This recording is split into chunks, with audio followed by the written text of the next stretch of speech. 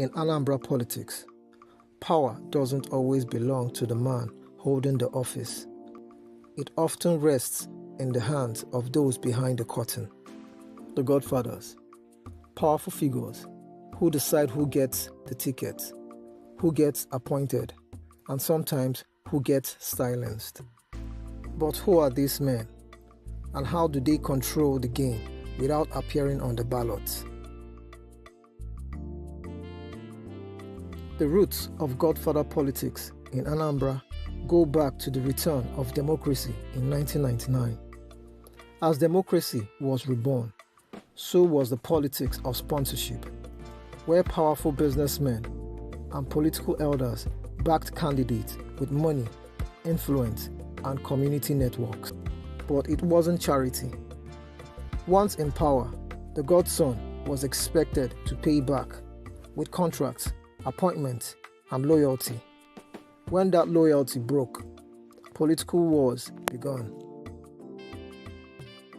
One of the most famous Godfather wars in Anambra happened in the early 2000s, a time when the influence of money and muscle decided who stayed in office.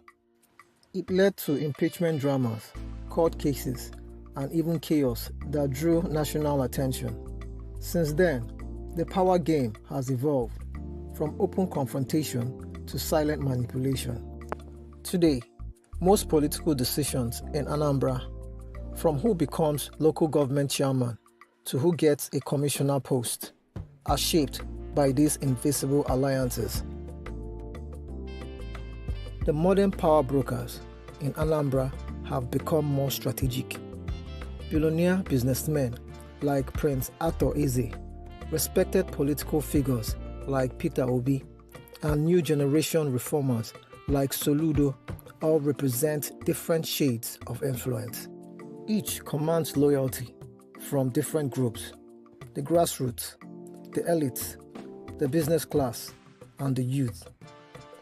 And while they rarely attack one another publicly, their interests often clash quietly in boardrooms, party meetings, and media narratives.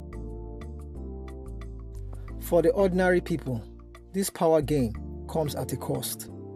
Political godfatherism sometimes means appointments are based on loyalty, not merit.